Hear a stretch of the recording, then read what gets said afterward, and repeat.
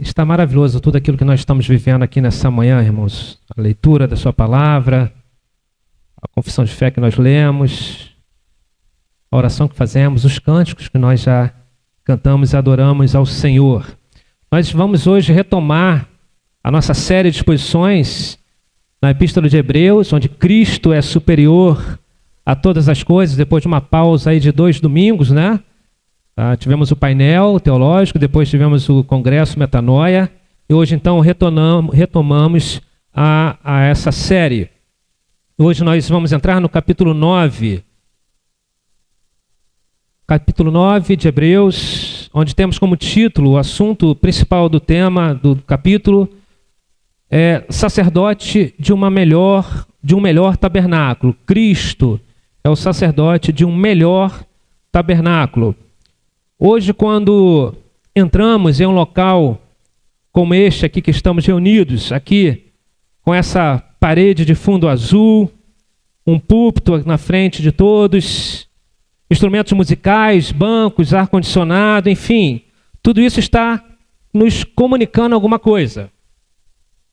Eles comunicam que existe um local em que o povo de Deus se reúne publicamente e dominicalmente para adorar e render graças ao Senhor. Amém, irmãos? É isso? Mas existe uma grande diferença quando olhamos para trás, e eu me refiro aqui ao Antigo Testamento, a Antiga Aliança, e temos locais como tabernáculo, santuário, templo, e depois olhamos para frente, já no Novo Testamento, e lemos o termo igreja. Temos textos como Êxodo 24 a 40, onde Deus apresentou detalhes para Moisés construir o tabernáculo e todos os seus utensílios e suas regras cerimoniais e os detalhes de como deveria ser esse culto cerimonial e as vestimentas dos sacerdotes que eram responsáveis pelo sistema de culto. Já no Novo Testamento temos um texto bastante conhecido dos irmãos sobre a instituição da igreja, quando Jesus declara para Pedro que sobre a pedra chamada Cristo, o próprio Jesus estaria edificando a sua igreja. E temos os detalhes em muitos textos que falam sobre o princípio regulador do culto da igreja, que apontam para 3 elementos essenciais, pela qual não podemos deixar de realizar no culto: a oração, a pregação da palavra e os cânticos espirituais de adoração, e os sacramentos, batismo e ceia. Nós temos textos como 1 Timóteo 2:1, que fala da oração por todos os homens com ação de graça. Temos textos como 2 Timóteo 4:2, onde Paulo instrui Timóteo a pregar a palavra, corrigindo, repreendendo e exortando a sua igreja. Temos textos como Colossenses 3:16, onde a igreja é instruída a louvar ao Senhor com salmos, hinos e cânticos espirituais. Temos textos como Mateus 28, 18 e 19, onde a igreja é comissionada para fazer discípulos e realizar batismos.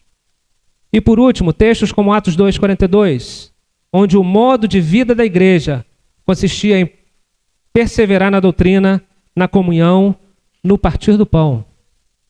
Fazendo referência, então, à ceia do Senhor. Então nós podemos definir igreja como uma assembleia de cristãos reunidos para adorar a Deus em um culto religioso, um encontro religioso. E em paralelo temos a igreja local. É de fato o local onde essa assembleia se reúne para orar, ouvir a palavra, cantar louvores e participar das ordenanças do Senhor, batismo e ceia. E também cumprir a missão de maneira coletiva, o ID. Mas talvez os irmãos estejam me perguntando se o tema proposto do capítulo 9 fala de tabernáculo.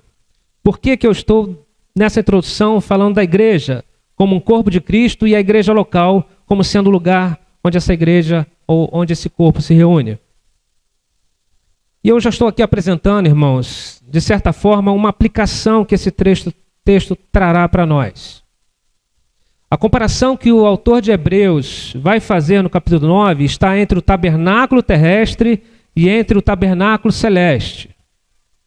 Diferente da mistura que muitos cristãos ainda fazem entre o tabernáculo da antiga aliança e a igreja local atual. A diferença fundamental está na formatação da adoração por causa de um acontecimento que mudou todo o contexto, toda a forma de adoração e o local dessa adoração. Que antes era de acesso limitado e adoração cerimonial realizada por intermédio dos sacerdotes, e hoje essa adoração ela acontece com livre acesso a Deus por causa de Cristo, que realizou o seu sacrifício de uma vez por todas no tabernáculo celestial. Então antes a adoração ela era realizada por meio de símbolos e com acesso restrito, e hoje a adoração ela é realizada em espírito e em verdade.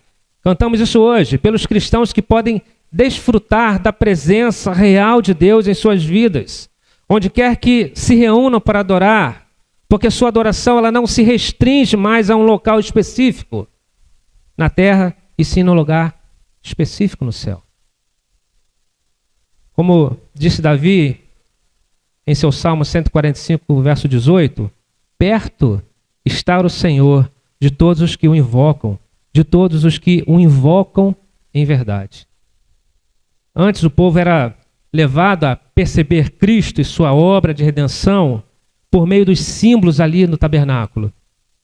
Hoje, além de olharmos para a obra que ele já realizou na cruz, podemos sentir a sua presença, sentir a presença de Deus no meio de nós, nosso meio, no meio da igreja, e de seu Espírito que habita em cada coração que professa o nome de Cristo, que nada mais é do que o resultado da promessa da nova aliança que ele mesmo instituiu com seu povo.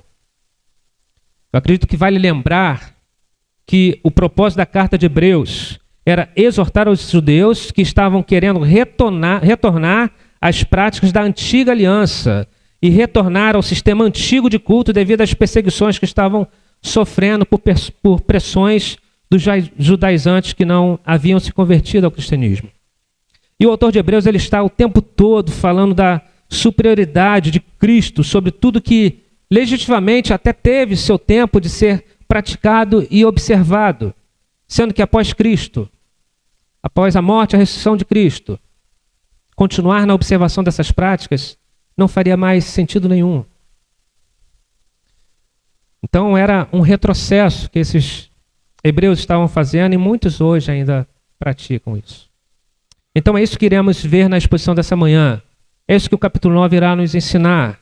O autor faz a comparação e ele faz o contraste entre os tabernáculos da antiga aliança, o tabernáculo terreno, e o tabernáculo da nova aliança, o tabernáculo celestial.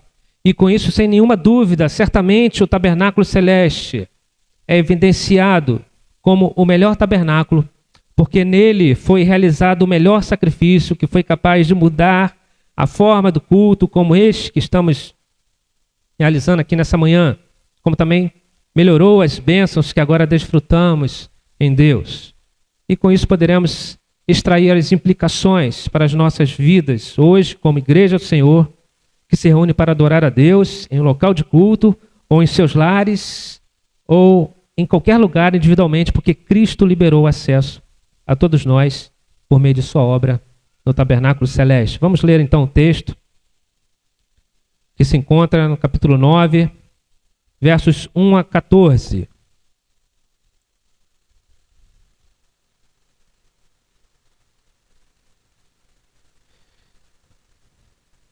Nós vamos perceber que existe uma divisão no texto, nos versículos 1 a 10, onde o autor vai apresentar o tabernáculo feito por mãos humanas e seus elementos internos, e na segunda parte dos versículos 11 ao versículo 14, o autor passará a falar do tabernáculo perfeito, feito pela mão de Deus, e da superioridade do sacrifício realizado por Cristo, sendo ele mesmo o Cordeiro perfeito que se entregou.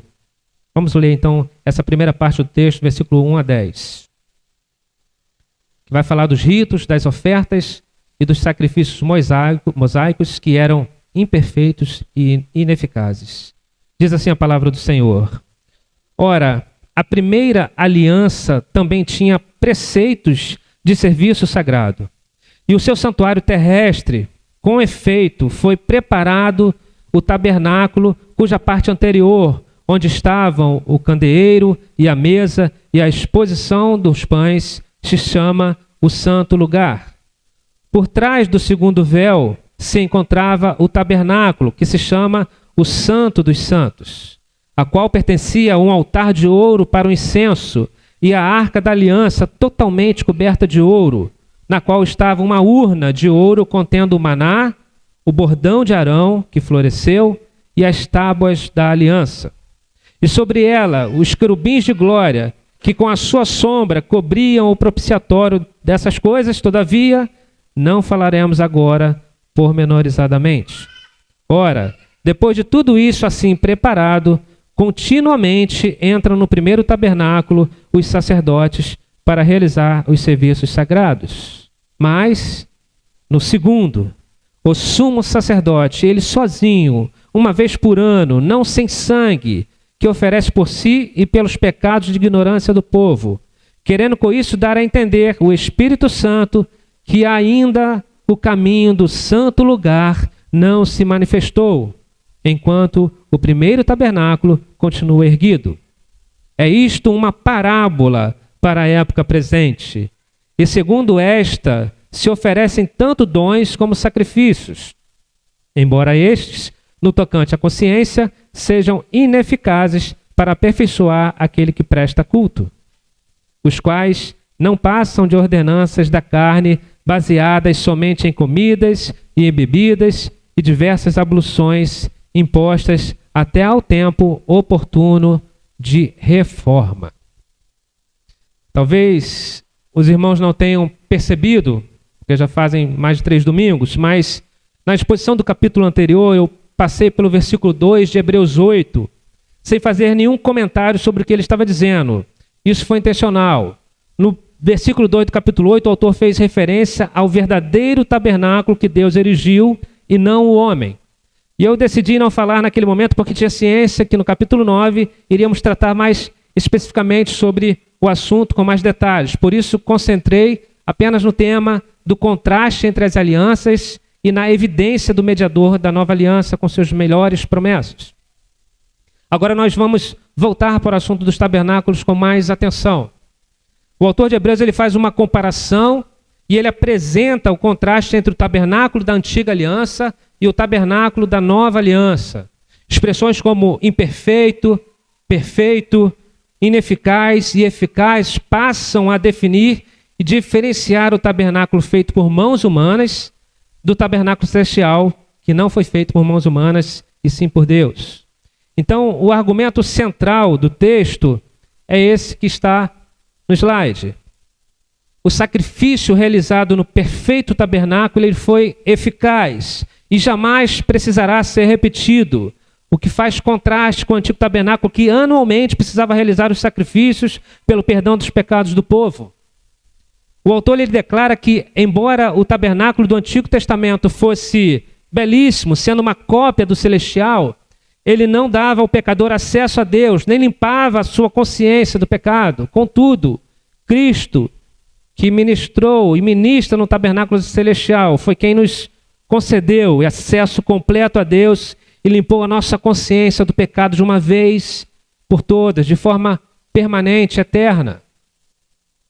Quero fazer aqui um breve comentário, então, sobre esses 10 primeiros versos do capítulo 9.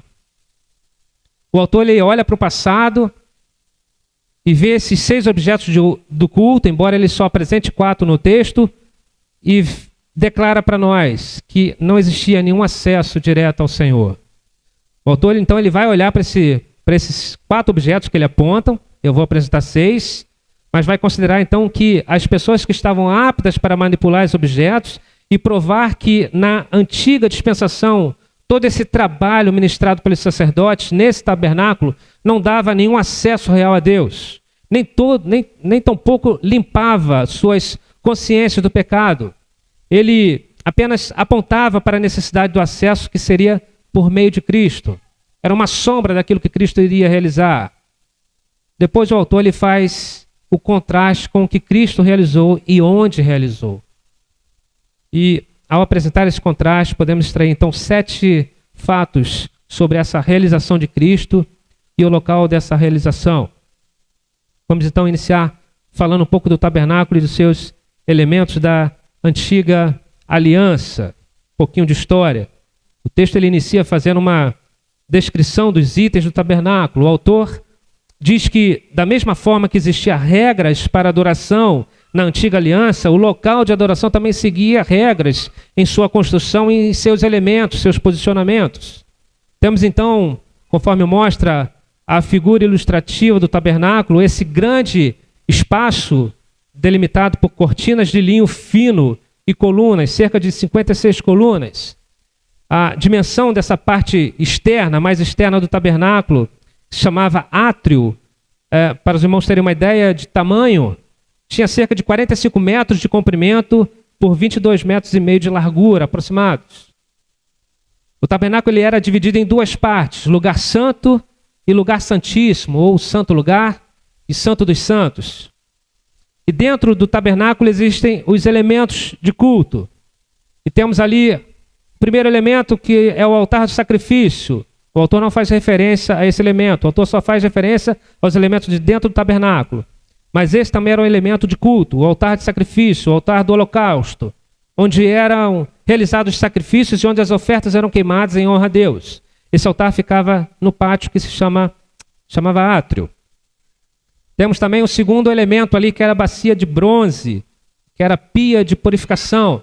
Era uma bacia feita de bronze, cheia de água, para que os sacerdotes realizassem o ato de purificação. Eles eram ordenados a lavar suas mãos e lavar seus pés antes de entrar no tabernáculo e antes de realizarem os sacrifícios. E caso eles não realizassem esse ato de purificação, eles morreriam. Era um sinal aqui da purificação sacerdotal.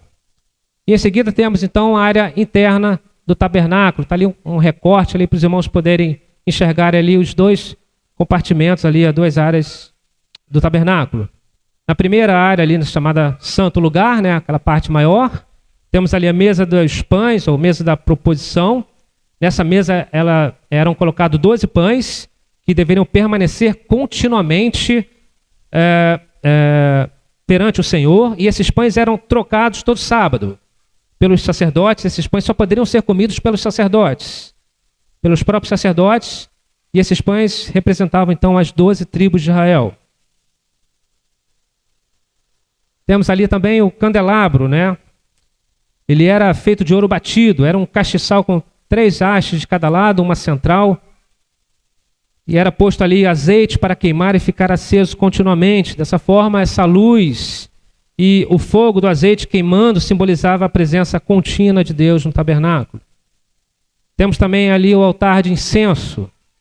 Deveria ficar de frente para o véu que separava o santo lugar do lugar santíssimo. O sumo sacerdote ele acendia de manhã e no final da tarde. Com isso, o incenso queimava continuamente. E essa fumaça que cobria o propiciatório protegia o sumo sacerdote da presença de Deus. E por fim, como último elemento a ser apresentado, lá no Santo dos Santos, temos o propiciatório, que era a tampa da Arca da Aliança. O sumo sacerdote, uma vez por ano, ele entrava no lugar santíssimo, somente ele podia entrar, e realizava o sacrifício para cobrir ou para apagar o pecado, a culpa dos próprios pecados de si próprio, como também da sua família, e para depois realizar o sacrifício do pecado do povo. O significado da palavra propiciatório é o que de fato acontecia simbolicamente nesse rito de purificação, que seria apagar ou encobrir o pecado do povo pelo derramamento de sangue animal. O sangue derramado significava o preço pelo perdão. Então esses são então os 6 elementos do culto do tabernáculo da antiga aliança, um desenho esquemático para os irmãos também perceberem. Eu quero dizer aos irmãos que apenas apresentei os utensílios com pouquíssima informação e significação de cada um deles, seguindo a orientação do próprio autor do texto. Lá no versículo 5 ele diz: a respeito dessas coisas não cabe agora falar detalhadamente, eu também não falei. Mas o que irei falar resumidamente, cada significado desses 6 utensílios, e cada um deles, e todos eles em conjunto, apontavam para a pessoa de Cristo e a sua obra de redenção, por meio de seu único e perfeito sacrifício, como também aponta para o santo lugar onde ele realizaria a redenção. E ainda mais, esses elementos e a forma em que o culto acontecia falava sobre acesso, por enquanto, ainda negado ao povo. O autor ele decidiu não dar muita ênfase detalhada sobre os utensílios, porque tinha uma boa razão. E a razão é que o autor estava chamando a atenção para o ministério dos sacerdotes, que era naturalmente mais importante do que os mobiliários em si. O assunto principal está em torno do serviço continuado dos sacerdotes no tabernáculo terrestre, em contraste com o único serviço que Cristo realizou no tabernáculo celeste. Então, o que acontecia na primeira parte do tabernáculo era culto aos olhos do povo, ou culto aos olhos do povo. Apenas os sacerdotes entravam depois da purificação para realizar a troca dos pães, colocar o azeite no candelabro e obter a purificação cerimonial para o povo no altar de incenso, conforme o versículo 6 de Hebreus nos aponta. Ora, depois de tudo isso, assim preparado, continuamente entram no primeiro tabernáculo os sacerdotes para realizar os serviços sagrados.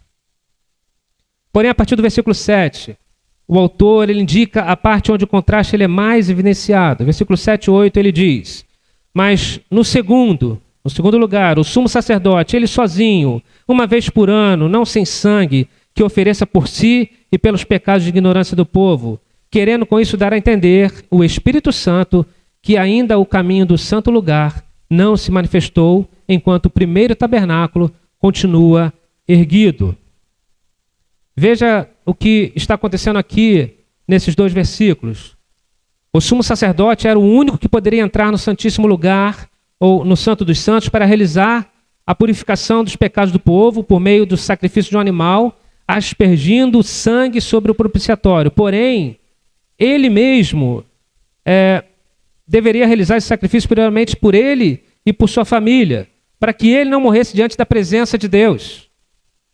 Ser fulminado por Deus se não realizasse a sua própria purificação de seus pecados. Isso significava que sem derramamento de sangue, ninguém poderia entrar na presença de Deus com seus pecados não confessados sem que morresse. E essa exigência, ela não mudou. E ela não mudará até o momento da volta de Cristo. O que aplaca a ira de Deus sobre o pecado e o pecador é somente por meio de sangue derramado. É na segunda parte do texto que os irmãos irão entender o que eu acabei de dizer, mas nós já cantamos hoje sobre isso aqui também. Já dissemos que o sangue é o preço requerido pelo pecado. E o sumo sacerdote era um dos que também precisava de purificação, embora tenha sido escolhido e ungido para representar o povo diante da presença de Deus. E toda essa dinâmica do tabernáculo, da antiga aliança e seus elementos de culto, e principalmente a insuficiência do sumo sacerdote em exercer seu ministério sem que este mesmo não tenha que se purificar, primeiramente, era a forma que o Espírito Santo tinha de ensinar o povo que o relacionamento direto e pessoal com Deus ainda estava restrito ao povo. E o sumo sacerdote deveria também se cuidar para que este não entrasse na presença de Deus de forma indigna, sem a devida purificação. Enquanto existisse tabernáculo e futuramente o templo que foi construído por Salomão, esse acesso estava restrito. O Santo dos Santos ainda estava com o véu intacto. E por isso que o autor vai dizer lá no versículo 9 que todo esse ritual era uma parábola para a época presente. Os irmãos devem lembrar que as parábolas são relatos da vida terrena, pela qual conhecemos bem, para expressar a realidade celeste das quais teríamos dificuldade de entender sem a explicação de uma parábola. E o autor ele está dizendo que pelo fato do sumo sacerdote ter que se purificar antes de realizar a purificação do povo, isso era feito continuamente, ano após ano, década após década, significa dizer que o que era realizado pelos sacerdotes e pelo sumo sacerdote não tirava permanentemente a culpa. Era uma cerimônia que se expressava apenas na carne, nos olhos, e não no coração e na consciência. No primeiro versículo do capítulo 10, nós não lemos, mas o autor ele vai repetir isso dizendo: ora, visto que a lei tem sombra dos bens vindouros, não a imagem real das coisas, nunca, jamais pode tornar perfeitos ofertantes, com os mesmos sacrifícios que ano após ano, perpetuamente, eles oferecem. Então, tudo que era realizado no tabernáculo e o próprio tabernáculo em si era uma representação das realidades espirituais que aconteceriam no tabernáculo celestial. Afinal de contas, irmãos, o tabernáculo terrestre era apenas uma cópia do tabernáculo celestial, era apenas uma pintura do real tabernáculo. Moisés pintou o que o Espírito Santo ditou para ele a respeito do tabernáculo. Ele teve seu período de ensinamento para o povo aprender acerca da vinda de Cristo e seu ministério. Porém, ele não agia com eficácia para aperfeiçoar aqueles que entravam no átrio para cultuar a Deus. A separação entre o povo e Deus ainda existia.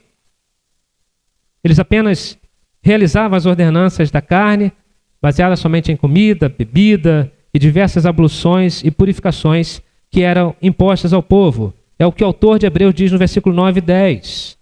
Tudo que existia no tabernáculo e todos os preceitos cerimoniais do serviço sagrado falava de purificação.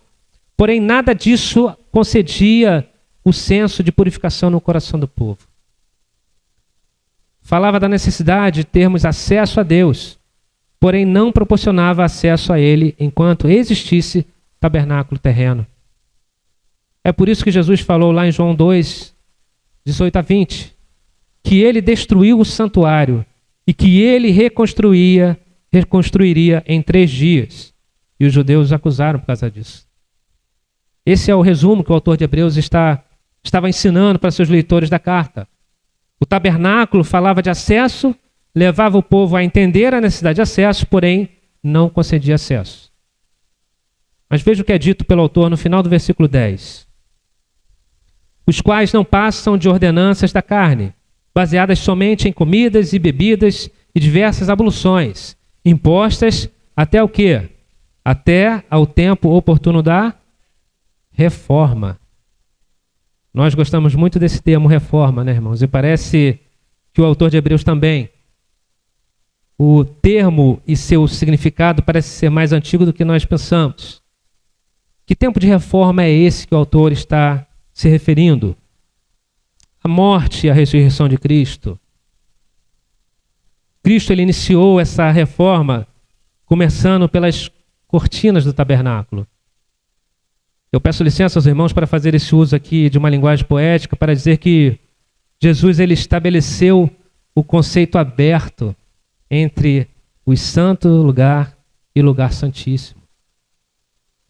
Não foi isso que aconteceu quando Cristo deu o seu último suspiro na cruz? O que aconteceu com o véu, irmãos? Rasgou de cima a baixo, em 2 partes.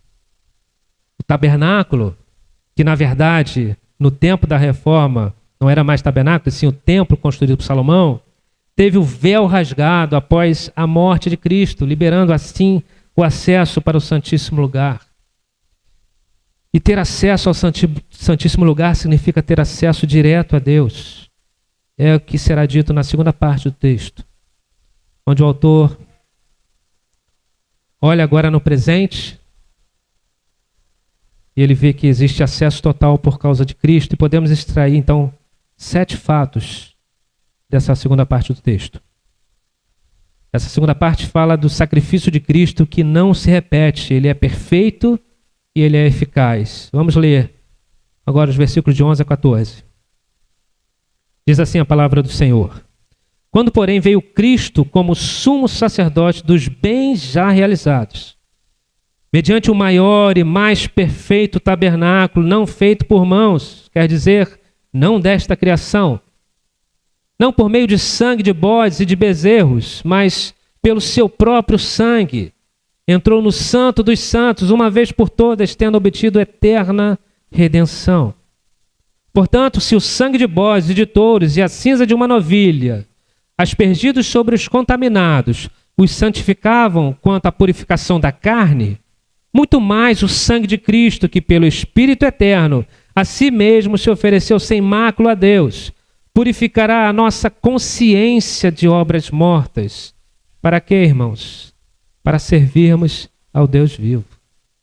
são nesses 4 versículos que o autor de Hebreus passa a falar mais uma vez do ministério de Cristo em contraste com o ministério dos sacerdotes da antiga aliança.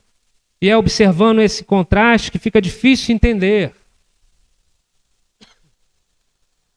o porquê voltar para o que é ineficaz, para purificar a consciência do homem em relação à culpa diante de Deus, se já nos foi apresentado o sacrifício único capaz de limpar nossa consciência quanto à culpa do pecado, porque Ele mesmo levou sobre si toda a culpa na cruz do Calvário.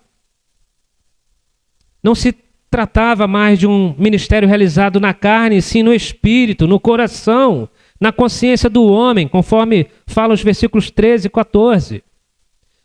Os elementos do tabernáculo da antiga aliança eram a sombra de Cristo e seu ministério. Nesses últimos versículos que lemos, já não se trata mais de uma sombra, e sim do Cristo realizando seu ministério no tabernáculo celestial. É possível, então, extrairmos 7 fatos para provar esse contraste entre o melhor tabernáculo e o ministério de Cristo e o antigo tabernáculo e o ministério dos sacerdotes. O primeiro fato é que Cristo é o melhor sacerdote. É o tema central da carta de Hebreus. Nós já falamos detalhadamente sobre o melhor sacerdote lá nos capítulos 7 e também no capítulo 8, mas nesse versículo 11 do capítulo 9 temos Cristo sendo apresentado como um melhor sacerdote e um melhor tabernáculo. Enquanto o sumo sacerdote da linhagem da tribo de Levi entrava uma vez por ano no lugar santíssimo, que era apenas uma representação do lugar onde Deus habitava, Jesus foi quem de fato adentrou no lugar onde Deus habita e por meio do seu próprio sangue nos purificou, sendo que de uma vez por todas. Todas as ilustrações da antiga aliança tinham o propósito de preparar a mente do povo para a purificação que Cristo viria a realizar. Jesus, com seu sacrifício no verdadeiro tabernáculo e não mais numa réplica, cessou toda a necessidade dessa representação. Jesus finalmente havia inaugurado um sistema de purificação melhor e permanente. É isso que significava esse fato, um melhor sacerdote. Segundo fato, Cristo realizou seu sacrifício em um melhor santuário. Ainda no versículo 11, o autor fala de um melhor tabernáculo. O tabernáculo que Jesus ministrou e continua ministrando não é nada menos do que o próprio céu. Ele está assentado no trono à direita do Pai. Essa é a própria realidade que por muitas vezes foi figurada por meio do tabernáculo terreno e por seus elementos. Jesus ministra na própria realidade espiritual que um dia todos nós iremos também desfrutar de maneira completa, plena dessa realidade por toda a eternidade. Nós já vivemos nessa realidade a um grau, porque já estamos em um relacionamento com Deus baseado numa nova e melhor aliança. E a nossa adoração agora acontece nesse tabernáculo e não mais em um tabernáculo terreno e sem acesso direto a Deus. O que acontece aqui está chegando ao trono da graça de Deus como cheiro suave de adoração. Amém, irmãos? Terceiro fato, Jesus realizou um melhor sacrifício. Jesus nos entregou aquilo que foi prometido lá na antiga aliança e que por muitas vezes foi demonstrado figurativamente para que o povo não se esquecesse que ele viria para realizar o melhor sacrifício, que ele cumpriria a sua promessa. O versículo 12 nos disse que o sacrifício que Jesus realizou não foi por meio de sangue de animais, mas pelo seu próprio sangue. A sua vida, a vida de Cristo escorreu de suas artérias por algumas horas naquela cruz, até chegar ao seu fim. E ele fez isso por mim e por você, irmãos. Foi sua própria vida e não mais a vida dos animais. Foi a sua própria dor e não a minha e a sua dor. Foi a minha morte que ele morreu.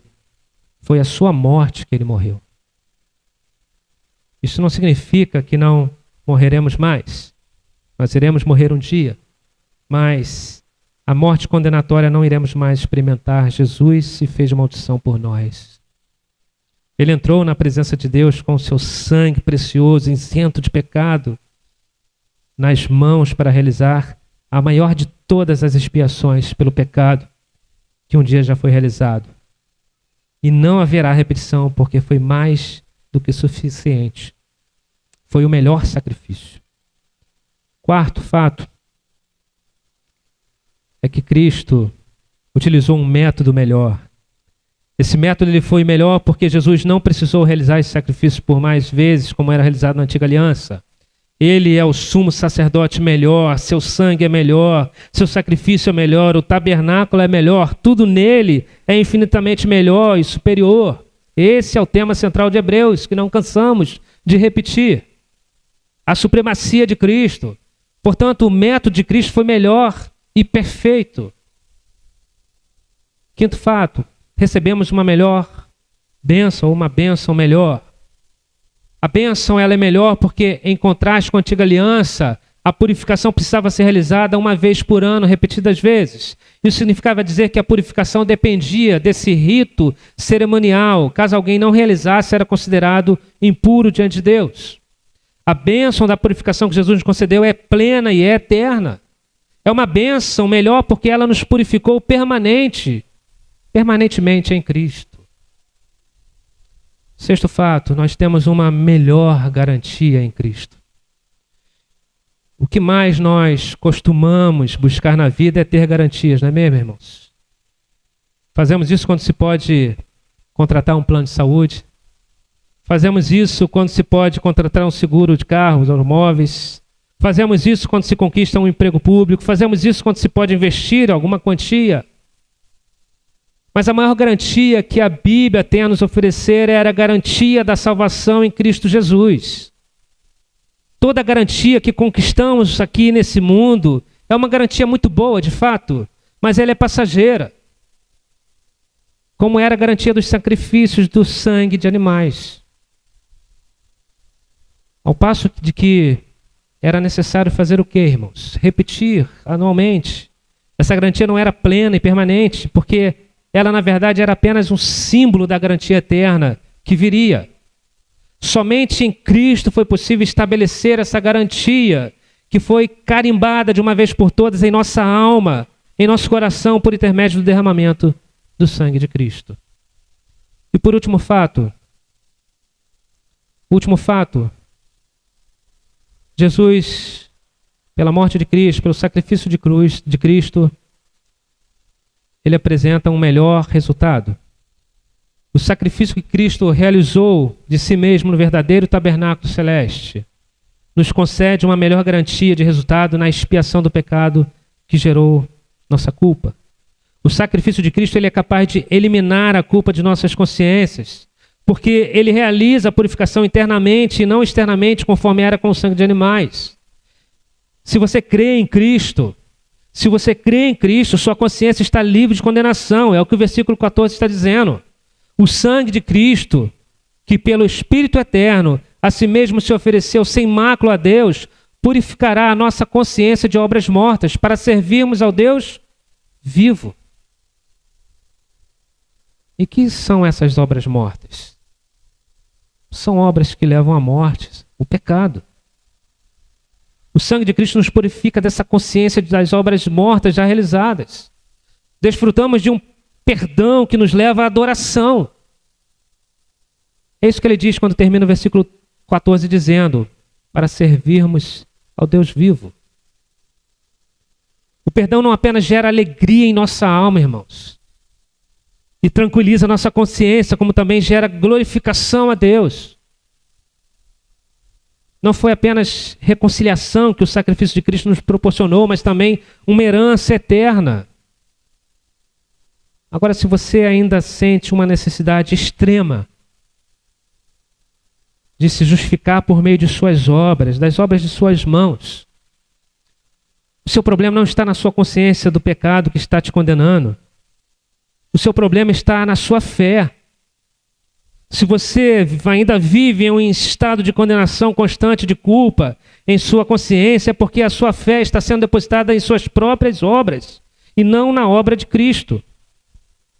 É como se você estivesse sacrificando um animal constantemente para se purificar. Porém, essa consciência de purificação nunca chega, porque ela só vem por intermédio de Cristo. Os que creem em Cristo estão livres da mínima tentativa de depender de obras para a sua salvação e são trazidos à adoração e serviço ao Deus vivo. Essas são palavras de Stuart Ollett em seu livro A Carta aos Hebreus. É a livre consciência conquistada por Cristo e doada a nós, a qual aponta para um melhor resultado do sacrifício de Cristo, que nos leva à alegria, ao contentamento, ao deleite e ao serviço ao Senhor. Esse foi o alerta do autor da carta para os Hebreus e é o alerta para nós nessa manhã. Deixem de olhar para os sacrifícios da antiga aliança, olhem para Cristo. Deixem de olhar para o tabernáculo feito por mãos humanas e olhem para o tabernáculo feito por Deus. Não olhem mais para a purificação cerimonial realizada anualmente, mas olhem para a eterna redenção que Cristo obteve para todo aquele que crê em sua palavra. Em resumo, irmãos, na antiga aliança, o problema do povo era o acesso negado. É o que o tabernáculo representava. Porém, em Cristo, esse acesso foi completamente liberado para os que creem. Amém, queridos? O judaísmo ele era uma religião sem acesso direto. Apenas apontava para o portão que iria abrir em um dia na plenitude do tempo da reforma. E essa reforma já aconteceu há mais de 2000 anos. O cristianismo é essa religião de acesso. O evangelho fala desse acesso. E esse acesso é Cristo. Nosso acesso não depende mais de um sumo sacerdote da linhagem da tribo de Levi. Cristo já nos liberou esse acesso ao Senhor e limpou nossas consciências para que possamos servi-lo em amor. Faço 2 aplicações para encerrar. A primeira é para aqueles que ainda insistem em permanecer na antiga aliança ou no antigo tabernáculo e seus elementos, sem mesmo se darem conta de que estão agindo assim. E aqui está a razão do porquê falei da igreja na introdução dessa exposição. Muitas igrejas têm realizado uma grande mistura em suas práticas de culto, reinserindo o sistema da igreja antiga, da antiga aliança, como a utilização de réplicas da Arca da Aliança, a utilização de candelabro, utilizando termos que denominam esse espaço de culto aqui em que estamos reunidos, aqui agora como uma referência ao templo e por isso um local santo e sagrado, denominando esse espaço aqui onde eu estou agora como o altar do Senhor, fazendo uso de elementos ou utensílios que mais se assemelham às superstições do que à fé cristã evangélica, chamando pastores de profetas, de apóstolos, de ungido do Senhor, ou eles mesmos se denominando assim, chamando os músicos de levitas. Eu estou falando apenas das igrejas que utilizam o nome de igrejas evangélicas. Embora exista aqui o elemento crítico na minha fala, porque quando fazemos o contraste do evangelho com o que está acontecendo nas igrejas, a crítica por si só ela acontece. Basta pregarmos o evangelho para que esse contraste apareça. Mas eu peço que entendam também que essa minha aplicação é como um lamento meu por essa situação nas igrejas. Mas por que essas igrejas estão vivendo assim? Desprezando o verdadeiro evangelho, voltando ou incluindo práticas que só deveriam existir na antiga aliança. Alguém fez uma pergunta ao pastor Paul Walsh em um vídeo que eu assisti essa semana. E a pergunta foi o seguinte: o que você acha que é a maior ameaça para a igreja em nossa geração? Essa foi a pergunta feita para o pastor Paul Walsh. Sabe qual foi a resposta? Alguém se arrisca? Os pastores. É espantoso, né, irmãos? E a justificativa da resposta foi de que Igrejas consideradas fracas nesse sentido, que trocam o evangelho por simbologias ou incrementos para a salvação, são lideradas por homens fracos, não fracos em sua força física, mas fracos no ensino, ou quando pior, esses ensinos são inexistentes na igreja, ou são antibíblicos, ou pior, às vezes nem convertidos esses líderes ainda são, porque eles teriam temor em excluir o evangelho de seus púlpitos. Queremos ser o oposto de tudo isso, irmãos. Queremos que vocês sejam fortes na doutrina, fortes na fé, e por causa do efeito da doutrina forte, por meio do Espírito Santo, tenham um coração piedoso e cheio de amor a Deus e ao próximo, e que isso os leve ao serviço a Deus, à adoração constante, plena, não somente aqui nessas reuniões, mas nos seus lares, por onde quer que você ande. E a doutrina forte, ela se baseia em Cristo e sua obra, e onde essa obra foi realizada, no único e verdadeiro tabernáculo celestial, na qual a minha e a sua adoração acontece. Então, diante do que o autor de Hebreus disse lá no versículo 9, é isto uma parábola para a época presente. Deixemos a parábola e vivamos o significado dessa parábola, irmãos. Muitos têm preferido permanecer na parábola, como se fossem judeus não convertidos ao cristianismo. Permanecem na religião sem acesso pleno e sem desfrutar das melhores bênçãos que Cristo já concedeu. Vivem lutando por merecimento dessas bênçãos. Permanecer na parábola, irmãos, é desprezar Cristo e a obra que ele realizou em seu tabernáculo celeste. O autor disse lá no versículo 8, querendo com isto dar a entender o Espírito Santo, que ainda o caminho do santo lugar não se manifestou, enquanto o primeiro tabernáculo continua erguido. Toda vez que você faz uso dos elementos anteriores, toda vez que você tenta se justificar por meio de suas obras, é o próprio sangue de Cristo que você está desprezando. Você está reerguendo o tabernáculo em sua vida novamente. E reerguer o tabernáculo significa que você mesmo está colocando o véu novamente entre você e Deus, se isso fosse possível. Você está dizendo que Cristo não é suficiente para a sua salvação. Você, de alguma forma, precisa contribuir com a sua salvação, é isso que você está dizendo. Entenda de uma vez por todas, meus irmãos, que toda obra que o crente realiza, ela é uma obra oriunda do prazer em Cristo, que só pôde vir depois do estabelecimento da nova aliança que ele firmou conosco. Foi isso que ele disse lá em Jeremias 31, nos versículos 33 e 34?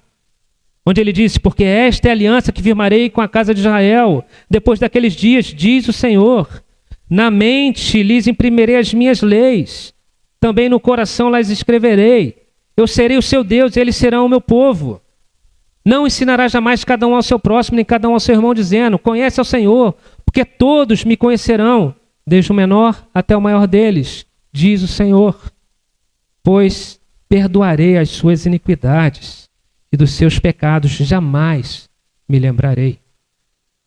Foi isso que Cristo realizou na cruz do Calvário, para estabelecer essa nova aliança conosco.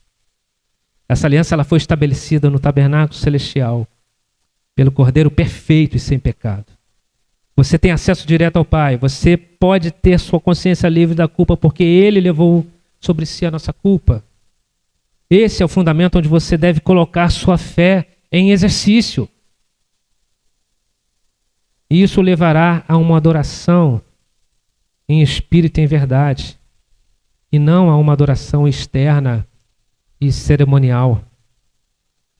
Acredito que alguns possam ter entrado aqui nessa manhã apenas pela cerimonialidade do culto, fazendo desse momento um ritual que deve ser praticado todo domingo,